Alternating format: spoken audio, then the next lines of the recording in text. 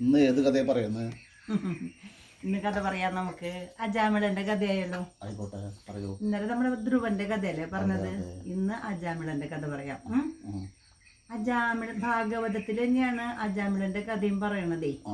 അപ്പോൾ അജാമിളൻ എന്ന പേരുള്ള ഒരു ബ്രാഹ്മണൻ ഉണ്ടായിരുന്നു. ആ കുട്ടി ചെറുപ്പത്തിലെ നന്നായിട്ട് ഗുരുവിൻ്റെ അടുത്തൊക്കെ പോയി വിദ്യയൊക്കെ അഭ്യസിച്ച നല്ല ഈശ്വര വിശ്വാസമൊക്കെ ഉള്ള നല്ല കുട്ടിയായിരുന്നു. അപ്പോൾ ഗുരുവിൻ്റെ അടുത്ത് വിദ്യ അഭ്യസിക്കാൻ പോകുമ്പോൾ, ഗുരുകുലത്തിൽ വിദ്യ അഭ്യസിക്കാൻ പോകുമ്പോൾ ഗുരു അവർക്ക് ജോലി കൊടുക്കില്ലേ ഇങ്ങനെ. അത് കുട്ടികൾക്ക് കുറേ പണിയുണ്ട്. ഗുരുവിൻ്റെ വീട്ടിലത്തെ കുറേ കാര്യങ്ങൾ ചെയ്യണം. പൂജയ്ക്കുള്ള സാധനങ്ങൾ കൊണ്ടുവരണം, പശുക്കുട്ടികളെയൊക്കെ നോക്കണം, ഗുരുപത്നിക്ക് വേണ്ട സഹായം ചെയ്യണം, കുറേ പണികളൊക്കെ ഉണ്ട്. അപ്പം അങ്ങനെ അവൻ അവിടെ താമസിച്ച്, അത് പൊതുവായിട്ടുള്ള ജോലികളാട്ടോ. അങ്ങനെ അവനോട് അവിടെ താമസിച്ച് പഠിക്കുന്ന സമയത്ത് കുറേ നാൾ കഴിഞ്ഞ് പഠിപ്പൊക്കെ കഴിഞ്ഞ് ഒരു ഇതൊക്കെ ആയപ്പോഴും ഒരു ദിവസം ഗുരു പറഞ്ഞു, നീ കുറച്ച് കാട്ടിൽ പോയിട്ട് കുറച്ച് പുഷ്പഫലാദികളൊക്കെ കൊണ്ടുവരുമോ എന്ന് പറഞ്ഞു അജാമിളനോട്. അപ്പോൾ അജാമിളൻ കാട്ടിലേക്ക് പോയി. അവിടെ അങ്ങനെ നടന്ന് അതൊക്കെ ശേഖരിക്കുന്ന സമയത്ത് ഒരു സ്ത്രീയെ കണ്ടു ഇത്രേ. ആ സ്ത്രീ അസാൻമാർഗികമായ വഴിയിലൂടെ യാത്ര ചെയ്യുന്നതെന്ന് വെച്ചാൽ ഒരു വേശ്യയായ സ്ത്രീ എന്നാണ് പറഞ്ഞത്. കുലട എന്നാണ് ശരിക്കും പറഞ്ഞാൽ വ്യാസൻ ഉപയോഗിച്ചിരിക്കുന്ന വാക്ക് തന്നെ. ഒരു കുലടയായ സ്ത്രീയെ കണ്ടു എന്നാണ് പറയണത്. അപ്പോൾ അവരൊക്കെ നല്ല ആണുങ്ങളെയൊക്കെ വശീകരിക്കാനൊക്കെ ഉള്ള കഴിവുള്ള ആൾക്കാരാണല്ലോ. അങ്ങനെ ഈ അജാമിളൻ നല്ലൊരു കുട്ടി, നല്ല മിടുക്കനാണെന്ന് വെച്ചാൽ യുവാവ്. അപ്പോൾ അയാളെ അങ്ങനെ വശീകരിച്ച് അയാൾ ഇവളുടെ വാക്കുകളിലും ഇവളുടെ ഭാവഭാവങ്ങളിലൊക്കെ ആകൃഷ്ടനായിട്ട് അവളുടെ കൂടെ അങ്ങനെ കൂടി. പിന്നെ തിരിച്ചു വന്നില്ല. അവളുടെ കൂടെ കൂടി അവളുടെ സുഖമായിട്ട് അവളുടെ കുടുംബജീവിതമൊക്കെ നയിച്ച്. അത്ര നല്ല ജീവിതമല്ല, കുറേ കുട്ടികളൊക്കെ ഉണ്ടായി. കുറേ നാൾ കഴിഞ്ഞു. അങ്ങനെ അപ്പോൾ അവൻ പഠിപ്പിനെ കുറിച്ചോ ഗുരുവിനെ കുറിച്ചോ ഈശ്വരനെ കുറിച്ചോ ഒക്കെ മറന്നിട്ടുള്ള ജീവിതമായിരുന്നു അവിടെ അങ്ങനെ നയിച്ചിരുന്നത്. കുറേ കാലം കഴിഞ്ഞു, വയസ്സായി, കാലങ്ങൾ അങ്ങനെ പോയിട്ടോ. അപ്പം അദ്ദേഹം ഒരു കുട്ടിക്ക് പേരിട്ടെന്ന് അറിയോ? കുറേ കുട്ടികളുണ്ടായി. അതിലൊരു കുട്ടിയുടെ പേര് അദ്ദേഹം നാരായണൻ നട്ടത് ഇത്ര.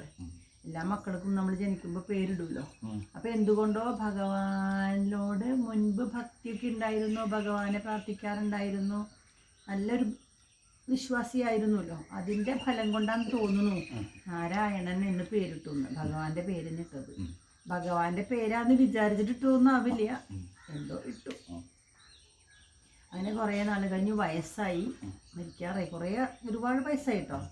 മരിക്കാൻ കിടക്കുമ്പോൾ മരണസമയത്ത് നമ്മൾ പറയുമല്ലോ, യമൻ വരും. യമൻ നേരിട്ടല്ല പറഞ്ഞത്, യമൻ ഭൃത്യന്മാരെ പറഞ്ഞേക്കുക. യമൻ്റെ പാർഷദന്മാരിങ്ങനെ വരികയാണ്, കയറൊക്കെ കൊണ്ട്. ഭീകരരൂപികളായിട്ടുള്ള ആൾക്കാർ ജീവൻ ഇങ്ങനെ കൊണ്ടുപോകാനായിട്ട് വരികയാണ്. അവനാകെ പേടിയോ, യമഭടന്മാരെ കണ്ടപ്പോൾ പേടിയോ. കേട്ടോ കഥ? അപ്പോൾ പേടിയായിട്ടോ.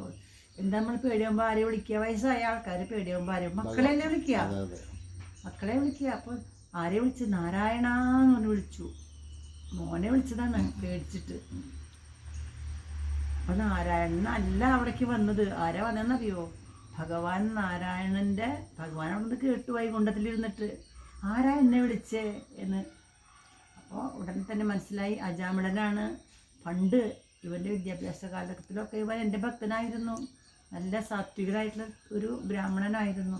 പിന്നെ ഇടക്കാലം വെച്ചിങ്ങനെ ആയതല്ല, അതൊന്നും കുഴപ്പമില്ല. എൻ്റെ പേര് ഉച്ചരിച്ചത് ആരാണോ ആ ആളെ ഉടൻ രക്ഷിക്കേണ്ടത് എൻ്റെ കടമയാണെന്ന് വെച്ച് ഭഗവാൻ ഉടൻ തന്നെ ഭഗവാന്റെ പാർഷദന്മാരെ ഇങ്ങോട്ട് പറഞ്ഞിരിക്കുകയാണ്. വേഗം ചെല്ല, നിങ്ങൾ പോയിട്ട് എന്താണ് അവിടെ വന്ന് എന്താ കുഴപ്പം നോക്കാൻ പറഞ്ഞിട്ട് പറഞ്ഞേക്കും. അവർ ഇവിടേക്ക് പെട്ടെന്ന് വരികയാണ്. എല്ലാവരും വരുമ്പോണ്ട് കുറേ യമഭടന്മാർ ഇയാളെ കെട്ടിവലിച്ച് കൊണ്ടുപോകാൻ പോവാണ്.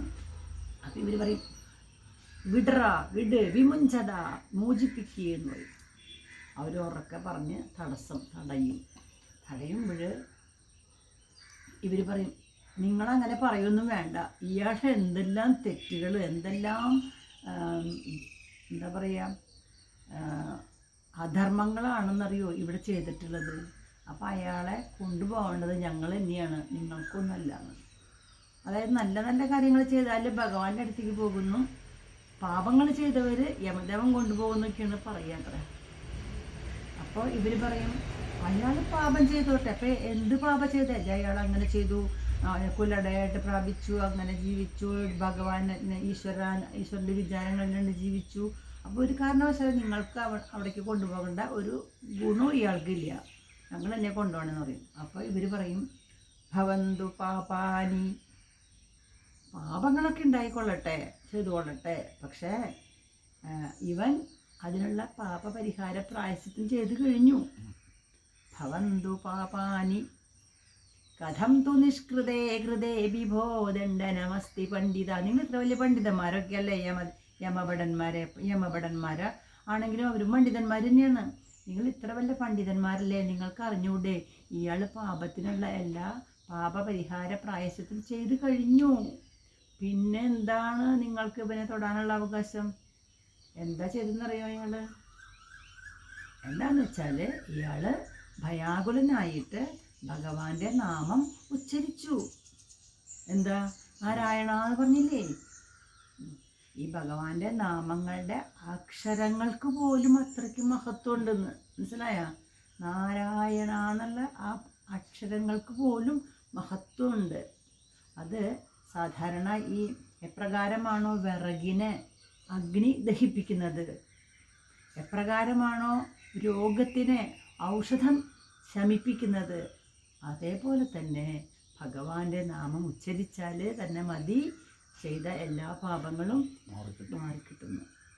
അതുകൊണ്ട് ഇവൻ്റെ എല്ലാ പാപവും മാറിക്കഴിഞ്ഞു, തൊട്ട് പോകരുത് നിങ്ങൾ ഇവനെ പൊയ്ക്കോന്ന് പറയും. അപ്പോൾ അവർ പറയും ഏയ് ഞങ്ങൾ യമനോട് ഇപ്പോൾ പോയിട്ട് വിവരം പറയാമെന്ന് പറയും. ഞങ്ങളോട് യമൻ പറഞ്ഞിട്ട് വന്നതല്ലേ, ഞങ്ങളുടെ ഡ്യൂട്ടി സമ്മതിക്കുന്നത് ഞങ്ങൾ പോയി പറയട്ടെ, നിങ്ങൾ പൊക്കോ എന്ന് പറയും. അപ്പോൾ ഭഗവാന്റെ പാർഷദന്മാർ കൊണ്ടുവന്ന വിമാനത്തിൽ അജാമിളനെയും കയറ്റിയിട്ട് ഭഗവാന്റെ അടുത്ത് കൊണ്ടുപോയി എന്നാണ് കഥ.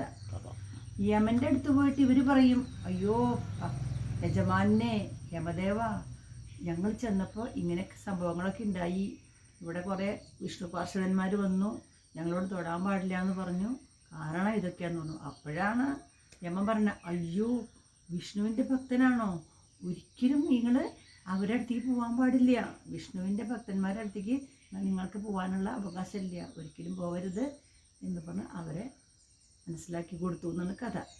മനസ്സിലായ? അതുകൊണ്ടാണ് പഴയ കാലത്ത് കുട്ടികൾക്ക് നാരായണൻ കൃഷ്ണൻ എന്നൊക്കെ പേരുന്നത്.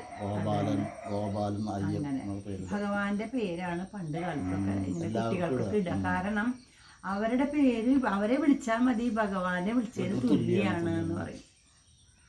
പണ്ട് എൻ്റെ ജീവിതത്തിൽ അങ്ങനെ ഒരു കഥയെന്ന് വെച്ചാൽ എൻ്റെ മുത്തമാമല്ലേ, മുത്തമാമ മരിക്കുമ്പോൾ മുത്തമാൻ ഇന്നും ഞങ്ങൾക്ക് ഈ കഥ പറഞ്ഞു തരും. സന്ധ്യ ആയി കഴിഞ്ഞാൽ ഭക്ഷണം കഴിച്ചു കഴിഞ്ഞാൽ ഞങ്ങൾ ഊണ് കഴിഞ്ഞ് വരുമ്പോഴേക്കും മുത്തമാൻ എന്തെങ്കിലും വൈകുന്നേരം അത് കഴിക്കുള്ളൂ. അത് കഴിഞ്ഞാൽ കിടക്കണേക്കാളും മുമ്പ് ഭാഗവതം വായിക്കായിരിക്കും. അപ്പം ഞങ്ങൾ ഓടി വന്നിട്ട് മുത്തമാൻ്റെ ചുറ്റും വന്നിരിക്കുവിനെ.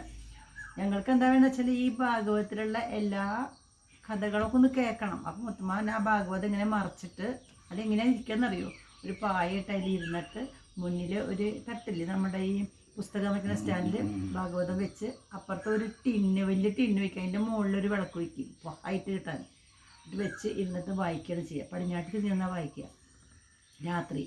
അപ്പം ഞങ്ങൾ ഓടി വന്ന് ഞങ്ങൾക്ക് ഇത്രയുള്ള കഥ കേൾക്കണം. അപ്പോൾ മുത്തമാവൻ ഈ പേജുകൾ ഇങ്ങനെ മറിച്ചിട്ട് ഓരോ കഥ, ഓരോ ധ്രുവൻ്റെ കഥ, അജാമിളൻ്റെ കഥ, അതിന് പടങ്ങളുണ്ട്. ഓരോ കഥ വരുമ്പോഴും അതിന് ഒരു പടം കൊടുത്തിട്ടുണ്ടാവും.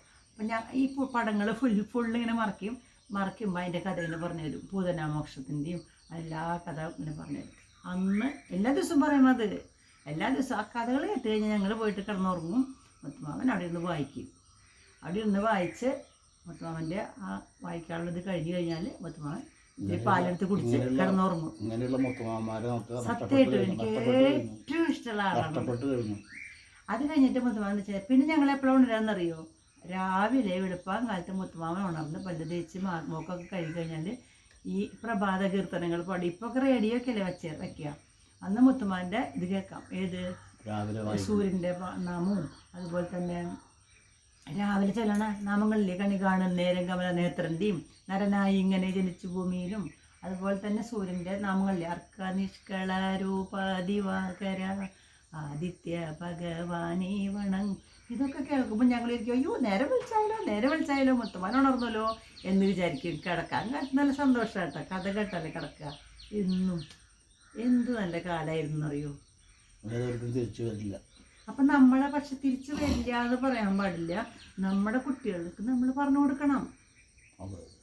എന്തേ അപ്പം നമ്മുടെ ശ്രീനന്ദയ്ക്കൊക്കെ ആണെങ്കിൽ കഥ, പക്ഷെ ഒരു കാര്യം ഉണ്ട് കേട്ടോ, നമ്മുടെ ശ്രീഹരിയോട് കഥ പറയാന്ന് പറഞ്ഞാൽ അവനറിയാത്ത ഒരു കഥയില്ല.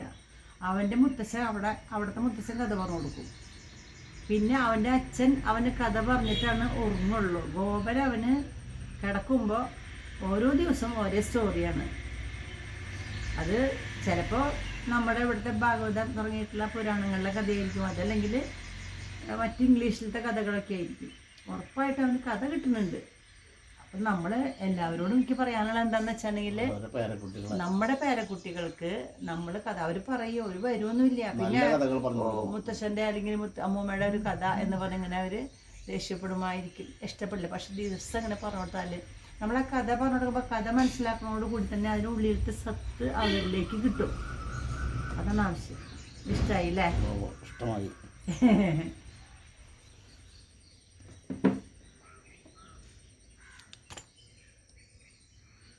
മതി. ആരോ മറ്റാ